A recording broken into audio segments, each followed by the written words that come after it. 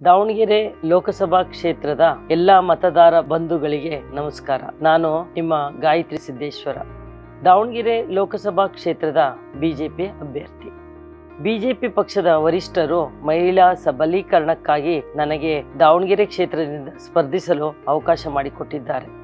ನನ್ನ ಮಾವನವರಾದ ದಿವಂಗತ ಶ್ರೀ ಜಿ ಮಲ್ಲಿಕಾರ್ಜುನಪ್ಪ ಮತ್ತು ನನ್ನ ಪತಿಯವರಾದ ಡಾಕ್ಟರ್ ಶ್ರೀ GM ಸಿದ್ದೇಶ್ವರ ಅವರು ತಮ್ಮ ಆಡಳಿತದ ಅವಧಿಯಲ್ಲಿ ಕೇಂದ್ರ ಸರ್ಕಾರದಿಂದ ಅನೇಕ ಯೋಜನೆಗಳನ್ನು ಕ್ಷೇತ್ರಕ್ಕೆ ತಂದು ನಗರ ಹಾಗೂ ಗ್ರಾಮೀಣ ಭಾಗದಲ್ಲಿ ಅಭಿವೃದ್ಧಿ ಕಾರ್ಯಗಳನ್ನು ಮಾಡಿದ್ದಾರೆ. ನಮ್ಮ ಕುಟುಂಬ ಶ್ರೀಶೈಲ ಚಾರಿಟಬಲ್ ಟ್ರಸ್ಟ್ನಿಂದ ಹಲವಾರು ಜನಸೇವೆ ಕೆಲಸಗಳನ್ನು ಮಾಡುತ್ತಾ ಬಂದಿದ್ದೇವೆ.